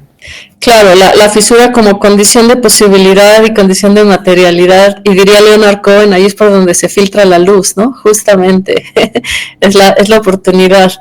Eduardo. Sí, ahí creo que vale la pena separar tal vez las ciencias sociales, ¿no? Del resto de... Porque sí, las ciencias sociales definitivamente sí hacen una labor de transformación, ¿no? Y a esa boca, ¿no? Y un poco el comentario de la academia que está ajena, ¿no? Y la que se critica públicamente no suele ser las ciencias sociales, ¿no? Suelen ser las ciencias exactas, que además son las que usualmente reciben más financiamiento. Incluso yo voy a pensar bastante, por ejemplo, del programa de investigadores que hay en México ahora, que justamente se incentiva muchísima investigación que pueda mejorar la vida pública del país, ¿no? Y específicamente está apuntando a ciertos centros de investigación que a lo mejor históricamente generan investigación teórica muy valiosa, pero que una vez más no está aportando ese valor público, que al final del día pues debería aportar valor público porque se está financiando con los impuestos de las personas y las personas tienen que mejorar su vida, ¿no? Entonces creo que sí puede haber un cambio muy sustancial en cómo las ciencias exactas particularmente se aproximan a la sociedad. Por ejemplo, nosotros acá, y específicamente yo soy muy de la idea de que uno de los grandes problemas, por ejemplo, del desarrollo tecnológico es que las facultades, y eso lo podemos ver incluso desde visitándolas, ¿no? Las facultades de ingeniería, por ejemplo, ¿no? La politización de los programadores, o la no politización de los programadores va a tener un impacto fuertísimo en cómo se desarrollan aplicativos, o se desarrollan soluciones públicas, ¿no? Si un programador no tiene sensibilidad política, si un programador se abstrae de la realidad social del país, pero está una vez más generando aplicaciones que sí tienen un correlato tangible en la vida de las personas, pues entonces estamos teniendo conversaciones súper dispares. Y ahí es un poco lo que a mí me gustaría plantear también en la conversación, ¿no? ¿Cómo hacer que permee esta sensibilidad social en esos lugares donde históricamente, por una u otra razón, se fueron distanciando? ¿Cómo acortar esas distancias? Y va sucediendo. Obviamente, desde, por ejemplo, las ciencias biológicas también hay una aproximación filosófica, también desde la ética, ¿no? El tema del ambientalismo, etc., etc. Sí encontramos esos puntos de fisura que habla Claudia y que hablas tú también, Claudia. Muchas Claudias hoy. Pero no es sistemático, ¿no? Y a mí en lo particular me genera muchísimo ruido que entonces, ¿cuál es la razón por la cual generamos ciencia, no? Y creo que se va volviendo cada vez una conversación de filosofía de la ciencia. ¿Por qué generamos ciencia? ¿Por qué nos acercamos a las matemáticas? ¿Para qué queremos seguir investigando matemáticas teóricas? Que una vez más, a mí me parecen fascinantes, pero ¿cuál es? Hay también una misión política detrás. Yo me acuerdo mucho del tema de Oppenheimer, ¿no? Y con todo lo que pasó ahorita con el auge tras la película. En realidad es una historia de un científico que no está politizado y que se politizó mucho después de haber creado lo que hizo, ¿no? Y ahí tenemos el gran dilema del científico que no sabía que iba a impactar tanto a la humanidad y que se da cuenta de su error de no haber pensado 3 veces lo que estaba haciendo y tener una vez más, como lo demostraba posteriormente en su vida, pues un remordimiento tal que se volvió un activista, ¿no? ¿Cómo podemos evitar situaciones como Oppenheimer? Y específicamente de campos tan abstractos como las matemáticas. Yo por eso aclaré que me ocupo de la enseñanza de las matemáticas, me ocupo de la enseñanza de la matemática en los primeros niveles de la escolaridad, y tal como vos mencionaste, es un campo social, o sea, el tipo de investigación que hacemos nosotros es investigación social. La investigación didáctica es de las ciencias sociales, no es de la matemática, aunque sea sobre la enseñanza de la matemática, ¿no? Así que nada, coincido con esa distinción, también, sí, digamos, sin considerar que es una dicotomía total, pero también acá en Argentina tenemos muchos, que sé que en algún momento también eso estuvo presente en México, como una valoración de la posibilidad de producción académica en las ciencias exactas que no tenemos en las ciencias sociales, condiciones económicas. Entonces, muchas veces, frente a las becas para investigar, por ejemplo, hay muchas más becas para las ciencias exactas que para las ciencias sociales, o es como los que trabajamos en ciencias sociales, también trabajamos en otros campos que no son solo la universidad, entonces juntamos menos puntos para la acreditación, para las certificaciones y a la hora de presentar proyectos, entonces es mucho más fácil para los de ciencias exactas hacer ese recorrido. O sea, eso también se juega incluso al interior de la propia universidad o de los organismos nacionales científicos, ¿no? Esa tensión entre las ciencias sociales y las ciencias exactas. O sea, para las ciencias exactas, muchos de los que hacemos investigación social o investigaciones dentro del campo de las ciencias sociales no somos científicos, digamos, ¿no? Esa producción incluso es desvalorizada al interior del propio ámbito científico. Sí, yo quisiera justo recuperar esto, algo que no existe en México. O sea, hay como justamente esta idea de la pedagogía, ¿no? De los niveles básicos, medio superior, ¿no? Y no, ni siquiera superior, porque en México, por ejemplo, no se le exige a las personas que nos dedicamos a la docencia a nivel superior que tengamos ningún tipo de formación pedagógica, didáctica, cosa que este sería otro tema interesante a debatir, ¿no?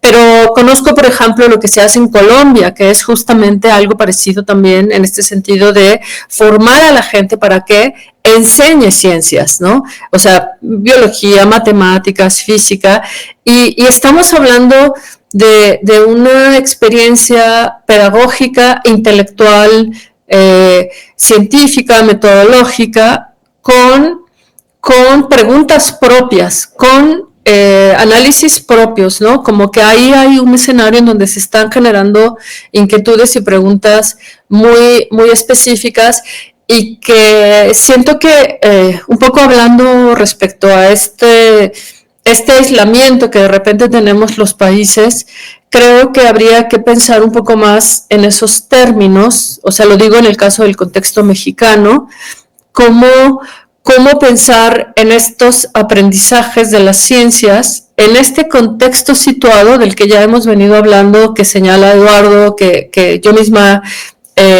reconozco porque es de alguna manera lo que ha permeado el sistema educativo en nuestro país, y cómo, por ejemplo, no sé, pienso en el modelo matemático maya, que en su momento, hace como unos 20 años, quizás un poquito, no, sí, como unos 20 años, hubo un boom de, había algún profesor que venía de las matemáticas y que promovió de manera muy constante durante mucho tiempo que a las escuelas primarias, en las escuelas primarias donde ha prevalecido esta herencia o esta tradición o esta cultura o este pensamiento maya, se trabajara las matemáticas con el modelo, con el sistema maya. Y tuvo como esta cosa de que se politizó y sí, y entonces este modelo y es más cercano a la realidad de la gente, y de repente se esfumó, ¿no? Y entonces ahora solo queda como un registro de una experiencia momentánea, de alguien que trabajó en ello, que promovió esa propuesta, pero que en el momento que desaparece esa figura, ese individuo, ¿no? Recuperando esto que decías respecto a la experiencia colaborativa o comunitaria de las matemáticas, en este caso desaparece este individuo y desaparece toda una propuesta que tendría que haber continuado en la discusión, en el debate, en lo que aporta, en un sistema que permitiría a lo mejor a los niños, a las niñas, ¿no? En México, tener una aproximación con su entorno desde un sistema matemático que dialoga con sus culturas, que dialoga con sus tradiciones, ¿no? Entonces, claro, aquí también encuentro que hay una diferencia entre lo que planteamos las tres, que tiene que ver con incluso la forma en la que entendemos el aprendizaje y la formación dentro de las escuelas, de lo que es las ciencias, ¿no? Y más aún cuando hablamos de las ciencias exactas, las ciencias sociales, y si hablamos de las humanidades, peor, ¿no? Porque ya es así como esta idea de que las humanidades simplemente es decir lo que piensas y lo que sientes y ya, ¿no? Ya estás haciendo humanidades, y no se reconoce que hay también toda una historia, ¿no? Metodológica, una historia de las ideas, hay una historia de la construcción de los sistemas y de los lenguajes y de los signos que tienen lugar en las experiencias de las ciencias humanísticas, ¿no?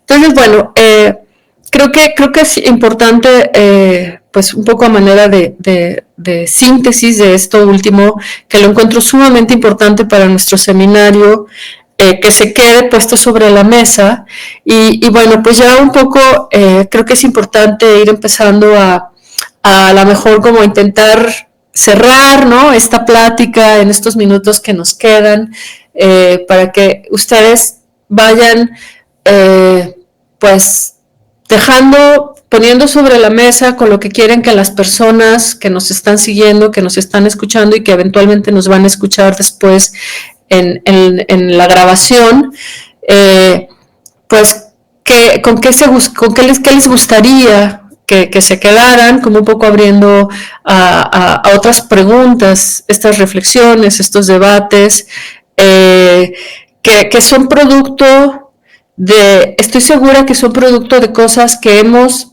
pensado de manera muy consciente, otras a lo mejor no tan consciente, y otras que las venimos a pensar aquí, ¿no?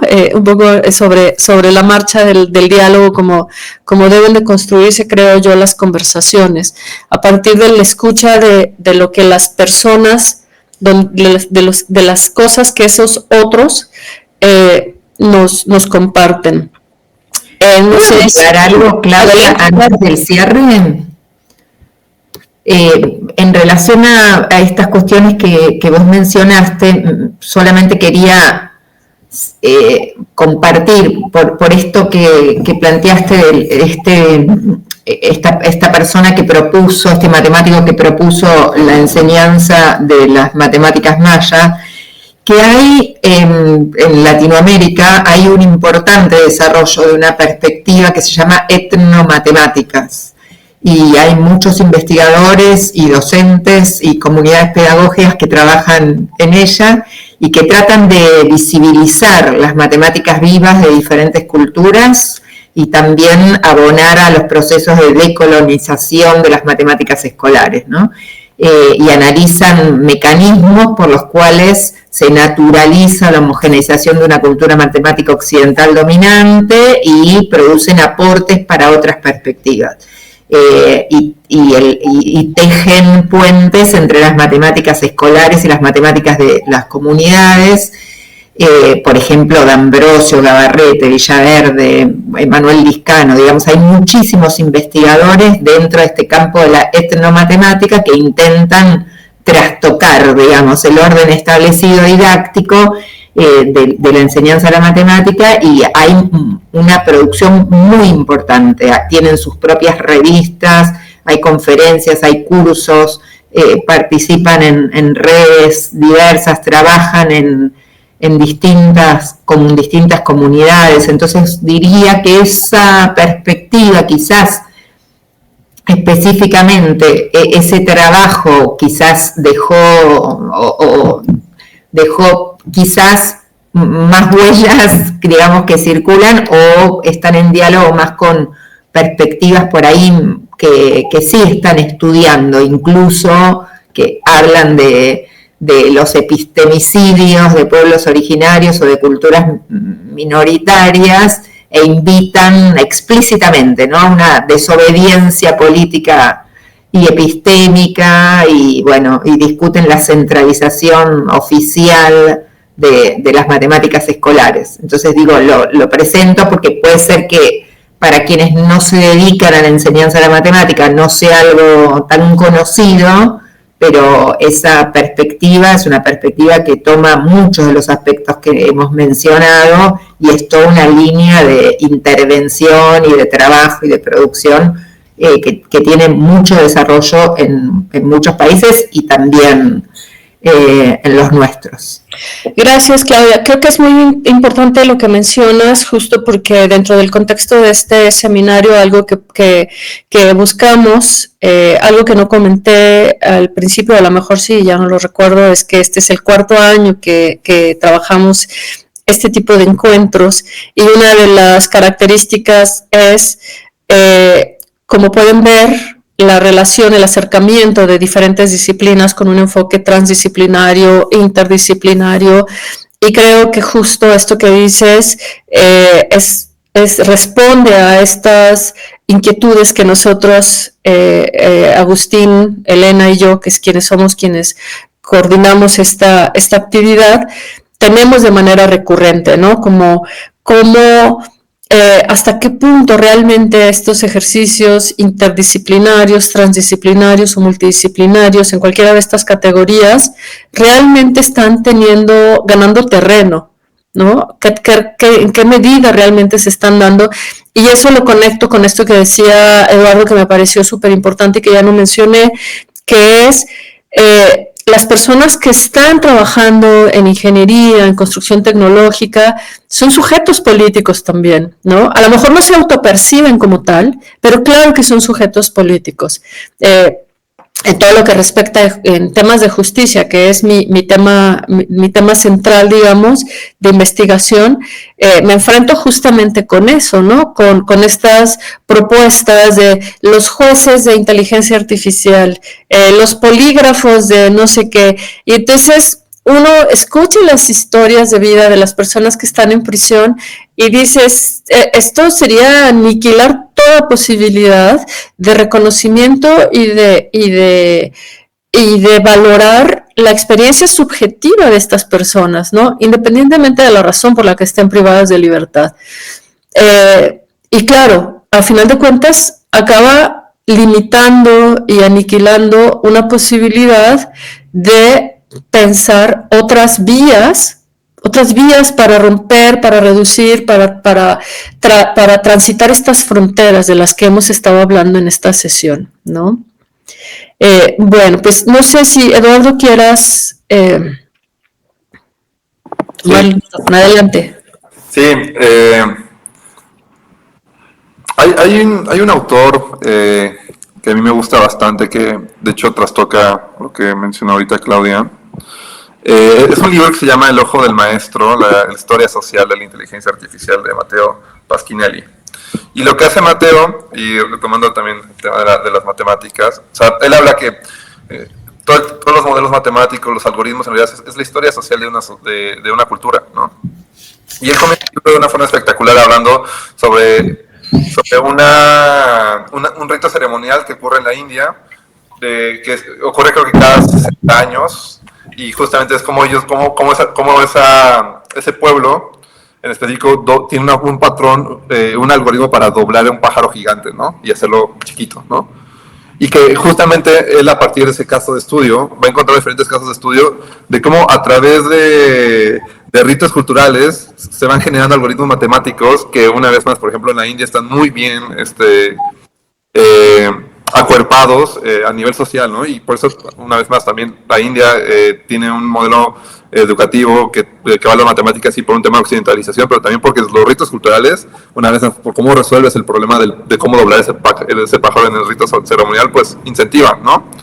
Y yo creo que sí, las matemáticas hay que comenzar a pensarlas como desde su aspecto social. Y también en este mismo libro, Mateo lo que hace es hablar sobre todos estos modelos de lenguaje, como ChatGPT, Cloud, etc.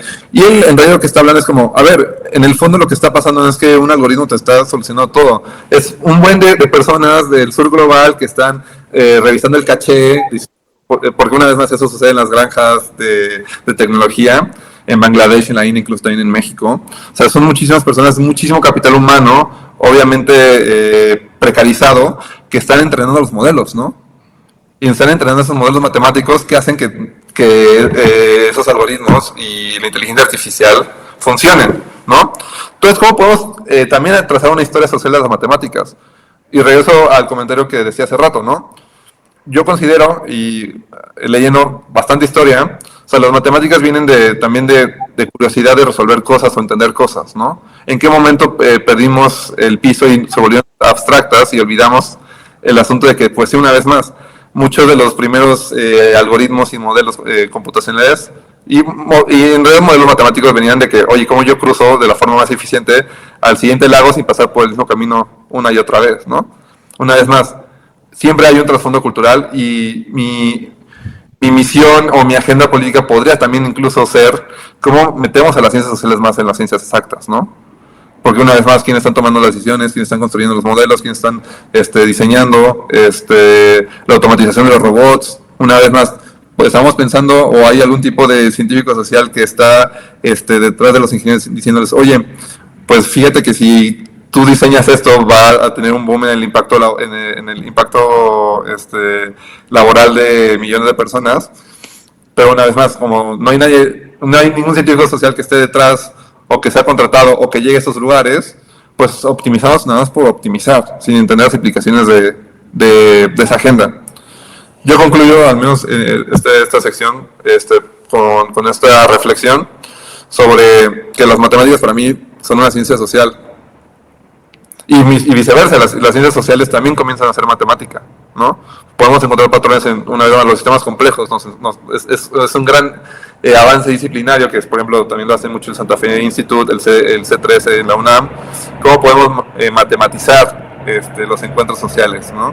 Creo que es una discusión, como bien decía hace rato Claudia, que no es dicotómica, es una escala obviamente de grises, relativa, pero una vez más, esa transpolinización de conocimientos entre los diferentes campos de las ciencias están comenzando a ocurrir, pero una vez más ocurren de forma a veces transitoria, o por iniciativas como esta, que una vez a mí me parecía muy particular que el Centro de Ciencias Genómicas estuviera aquí, que me parece increíble, porque ahonda esa agenda política, pero ¿cómo podemos hacer que eso sea la regla, ¿no? Y no solamente una excepción? El laboratorio, por ejemplo, de investigación de arte y tecnología también es otro esfuerzo, ¿no? Que yo veo muy tangible de juntar esos dos puntos y demostrar que en realidad, más allá de las divisiones tradicionales de la ciencia, son parte fundamental del conocimiento humano que está buscando resolver problemas todo el tiempo, y que una vez más, en algún momento durante el siglo tal vez 20, nos perdimos y lo dividimos en partes, en secciones, en áreas, porque pues para la economía y para el capitalismo en aquel entonces era útil. Ahora, pues con el advenimiento de la complejidad, la información masiva, etc., también nos estamos empujando poco a poco a que regresamos a un conocimiento más renacentista, ¿no? De todo un poco, porque una vez más, así son nuestros tiempos. Y con eso concluiría al menos esta sección. Gracias, Eduardo. Claudia, ¿con qué te gustaría cerrar? Me parece muy interesante lo que planteó recién Eduardo, y para cerrar pensaba que,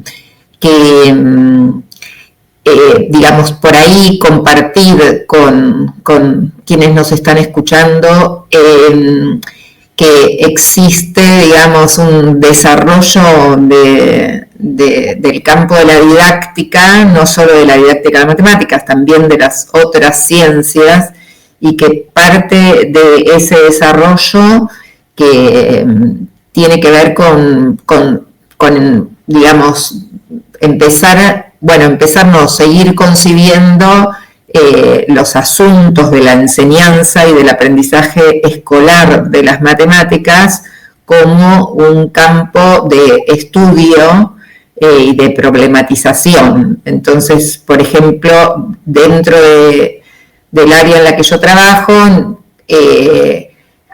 toda esta mirada que recién señalaba Eduardo, más epistemológica, sobre qué son las matemáticas, cómo crecen las matemáticas, cómo se transforman las matemáticas, cómo se validan matemáticas, han sido fuente de inspiración o fuente de estudio para pensar qué condiciones es preciso instalar en las clases de matemática que se parezcan lo máximo posible a que los alumnos se enfrenten a resolver problemas, discutan sobre ellos, analicen diferentes técnicas de resolución, validen.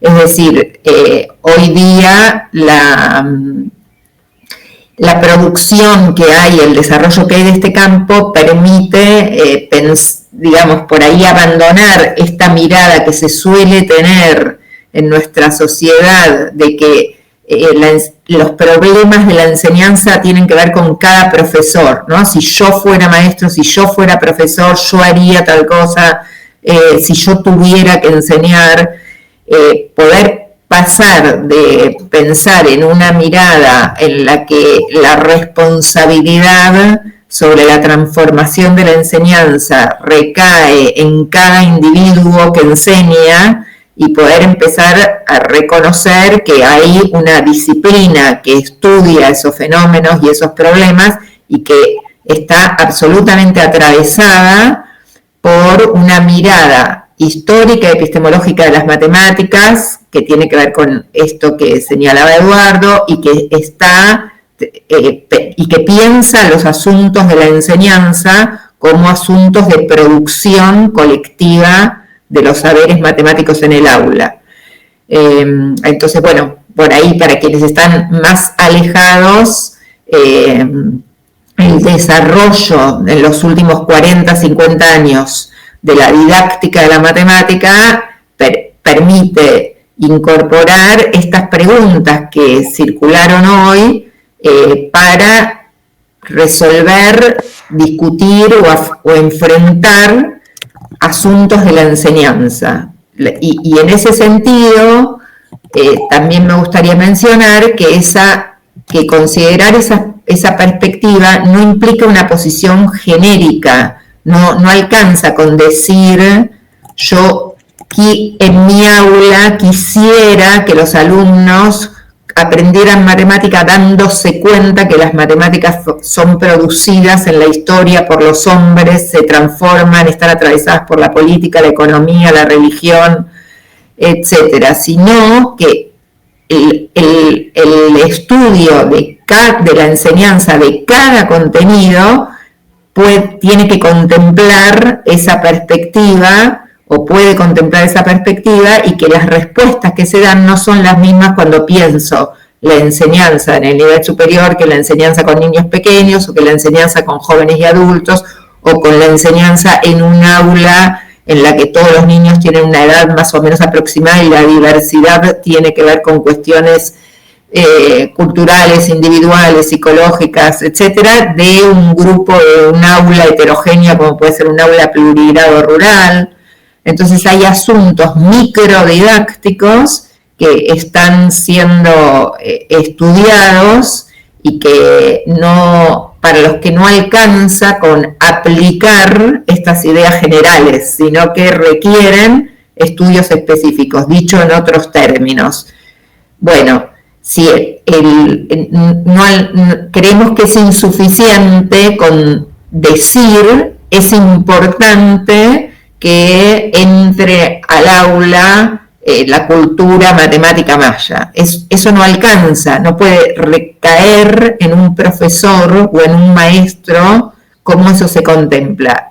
Es posible, eso es objeto de estudio, de investigación, de trabajo social y de producción colectiva, y ese saber didáctico que se produce en torno a experiencias reales sobre la enseñanza de las matemáticas, teniendo en cuenta o atravesadas por esa intención, es un saber que después puede ser reutilizado para otros objetos matemáticos, para otras culturas, y en ese sentido, bueno, la didáctica es una disciplina en crecimiento, y que tiene su propia producción, sus propios abordajes teóricos, sus propios conceptos, sus propias metodologías de investigación, y que rompen con esta imagen que circula en nuestra cultura de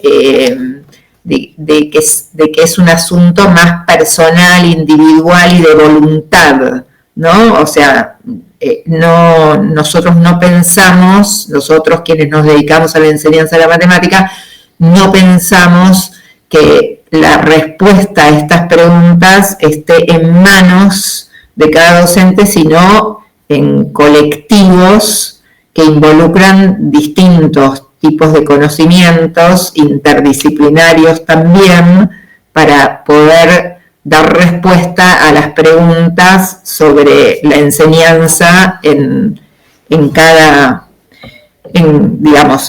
aula.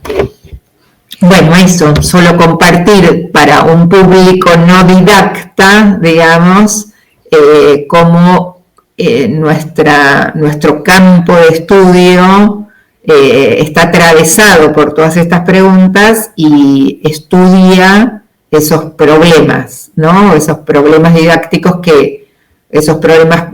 y pedagógicos, y que atraviesan lo político, lo ideológico, lo cultural, como hemos mencionado, pero que las respuestas a esos problemas precisan de una producción específica, digamos, ¿no? Eso, que no es solo un asunto discursivo, digamos, sino que tenemos numerosas experiencias de producción didáctica y pedagógica que permiten ofrecer herramientas sobre cómo abordar esos problemas. Muchas gracias, Claudia. Eduardo, no sé si quieras comentar algo para cerrar. Sí.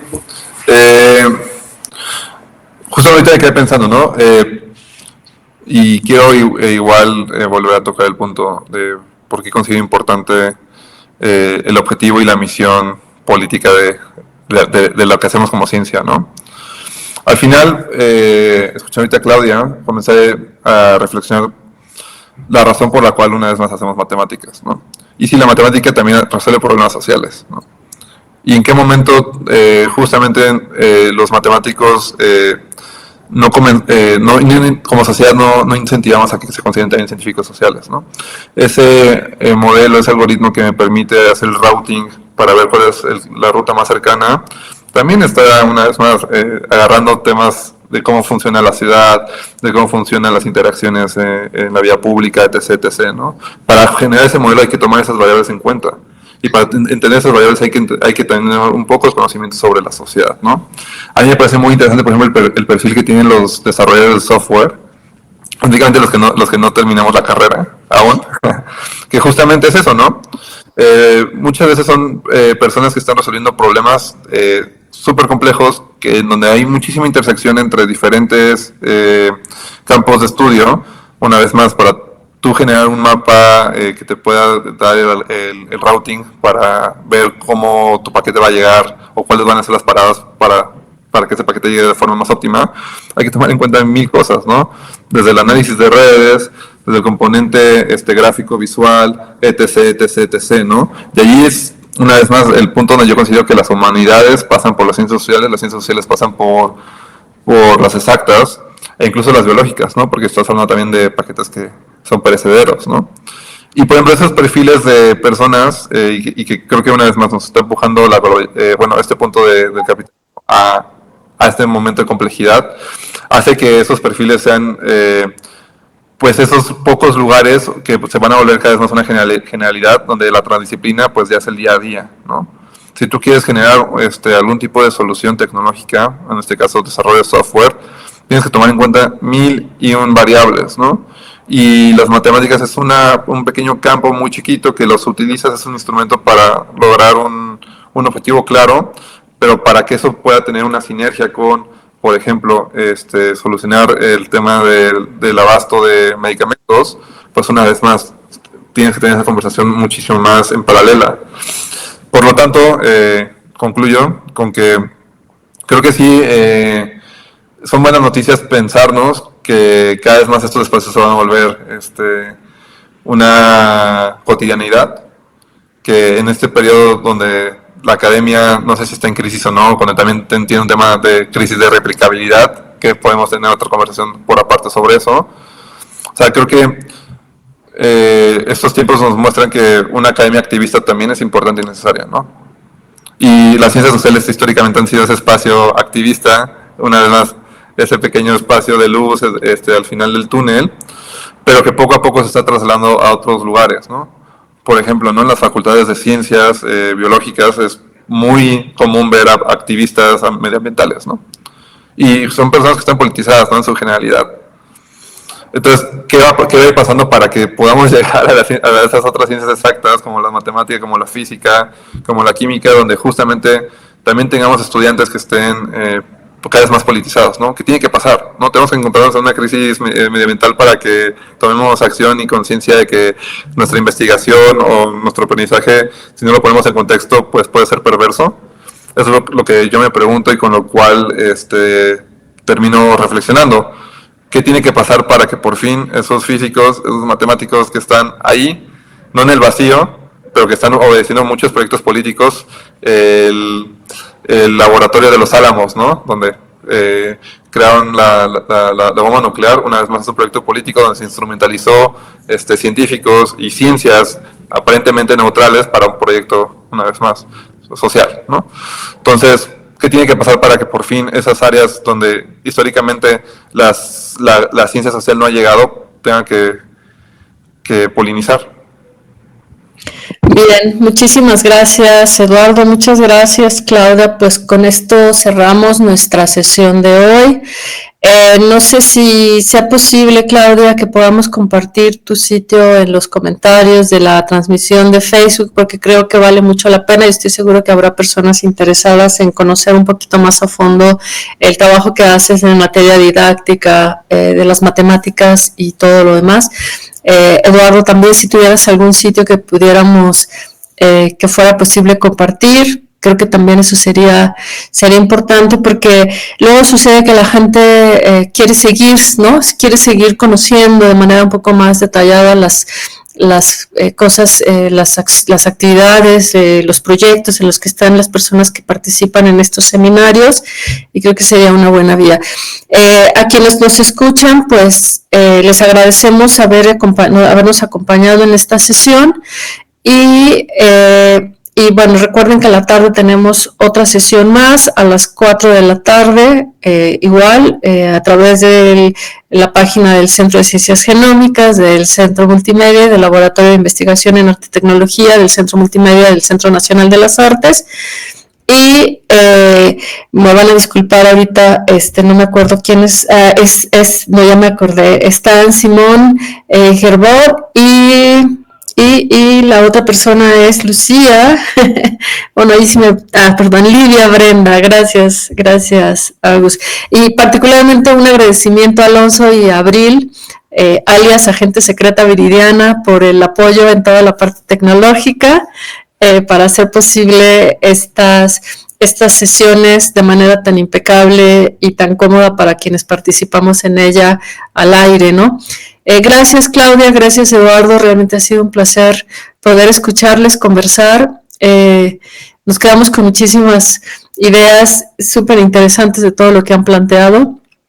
Y bueno, pues con esto cerramos nuestra transmisión en este momento. No se vayan, Claudia y Eduardo, por favor, aguántenos tantito. Gracias.